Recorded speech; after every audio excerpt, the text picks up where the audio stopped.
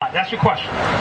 Separation of the race. Let's go to Malachi. Let's start at verse 11. We're in Malachi chapter 2, verse 11. The brother's question is, does the Bible teach separation of the races? Let's see. I'm not even going to answer. I'm going to let the Bible talk. Then you're going to have the answer. All praise. Malachi chapter 2, verse 11. Judah hath dealt treacherously.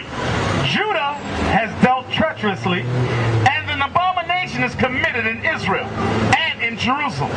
For Judah hath profaned the holiness of the Lord, which he loved, and hath married the daughter of a strange god. How did Judah profane the holiness of the Lord? And hath married the daughter of a strange god. Go ahead. The Lord will cut off the man that doeth this. The Lord will cut off the man that marries the daughter of a strange god. The master and the scholar. He don't care how great you are, the master or the scholar, because many of our people, the Israelites, they become masters and scholars. And what do they do, brother? Who do they marry? They marry the daughter of a strange god, a white woman. That's what they do. Read it again. The Lord will cut off the man that doeth this, the master and the scholar, out of the tabernacles of Jacob, and him that offereth an offering unto the Lord of hosts. And this have you done again, covering the altar of the Lord with tears, with weeping. Right, they sit in church talking about, I love the Lord, I love the Lord. But the Lord said, no, your first sin was you married the daughter of a strange god, meaning you went to another race and married a woman. Go ahead. And this have you done again, covering the altar of the Lord with tears, with weeping, and with crying out, insomuch that he regardeth not the offering any more, or receiveth it with goodwill at your hand. Yet you say, wherefore? Because the Lord hath been witness between thee and the wife of thy youth. The Lord has been witness between us and the wives of our youth, against whom thou hast dealt treacherously. Yet is she thy companion, and thy wife of thy covenant. Yet is the Israelite woman your companion and the wife of the covenant. That's what the Bible says. So now, go to Tobit. Give me the one in Tobit about your race. Here it goes. Tobit chapter 4, verse 12. Listen good. Beware of all. Verse 13. Now therefore, my son, love thy brethren, and despise not in thy heart thy brethren, the sons and daughters of thy people, in not taking a wife of them. It says, don't despise your people in not taking a wife of them. You heard that? So does that answer our question about should we marry other races? The sister looks concerned again over there. The Bible says marry the children of your race. Did y'all hear that? That's what the Bible says. The Creator. Come on with your next question. Next question. I need you to listen when we go give you the answer. I'm listening. Okay, brother. All right. I'm listening. Okay. So that interpretation. With that interpretation. Wait. So you mean there's another interpretation of that? You mean somebody else could interpret that differently? Okay. Okay. Let's read. I want to read this real quick. Stay right there. He said with that interpretation, meaning that you could possibly interpret how you want to interpret. Let's see. Let's go to Nehemiah. Call it and read it. Nehemiah chapter 13, verse 23. In those days also saw I Jews that had married wives of Ashdod, of Ammon, and of Moab. And their children spake half in the speech of Ashdod, and could not speak in the Jews' language, but according to the language of each people. And I contended with them. And Nehemiah contended with the Israelites that had married the women of the other nations. And I contended with them and cursed them. And what?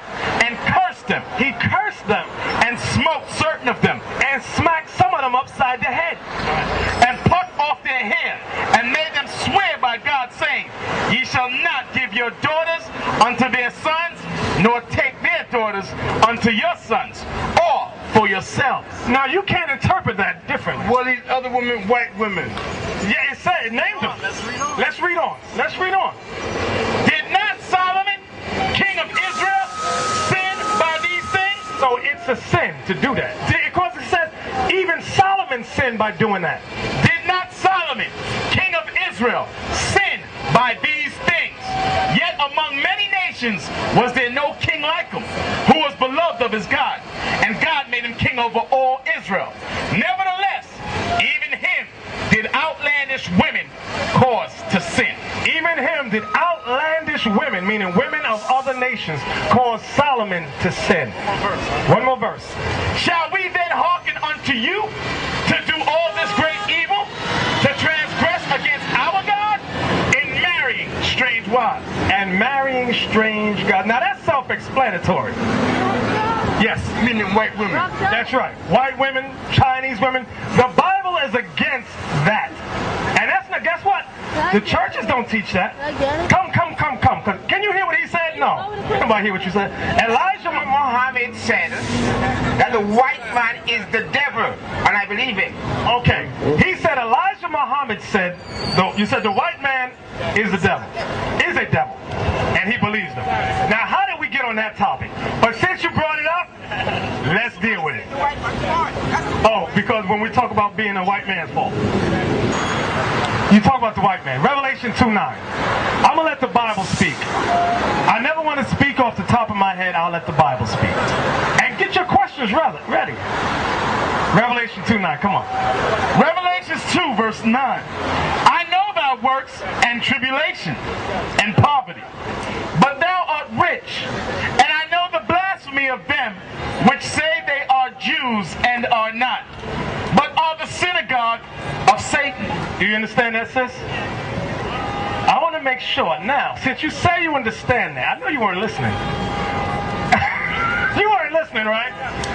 What does that mean? What does it mean? Read it again. We're going to read it again just for you. Shalom, sis. How are you? I know thy works and tribulation and poverty, but thou art rich. This is Christ speaking to the Israelites.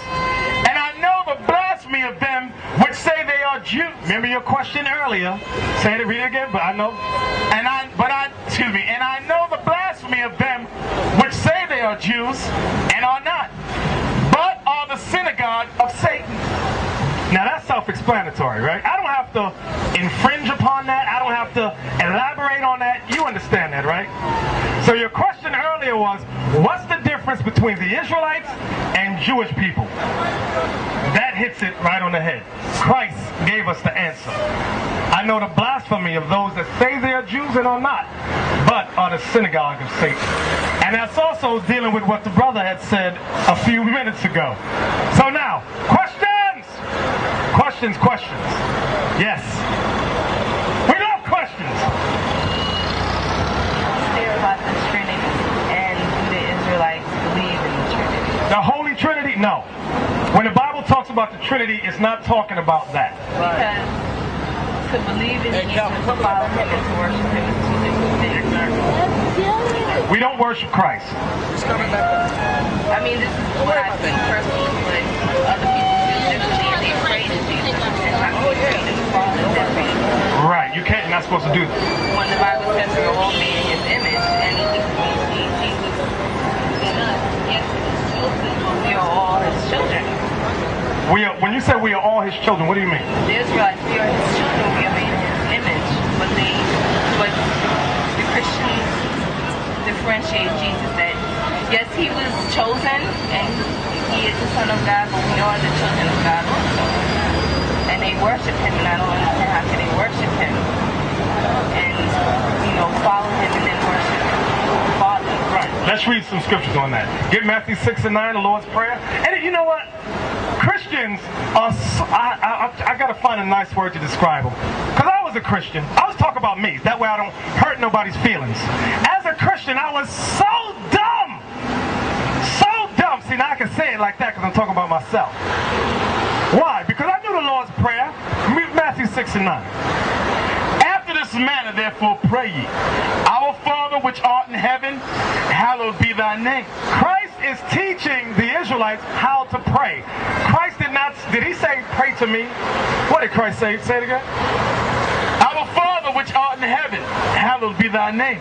The beginning of your prayer, he says, our Father which art in heaven, hallowed be thy name. So now, 1 Corinthians 11, verse 3, the order of the heavens. Let's get the order of the heavens. Because the sister says she doesn't understand Christians when they worship Christ.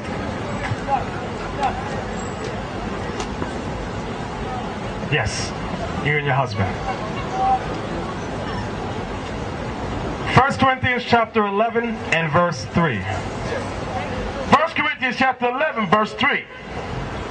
But I will have you know that the head of every man is Christ, and the head of the woman is the man, and the head of Christ Is God. And the head of Christ is God.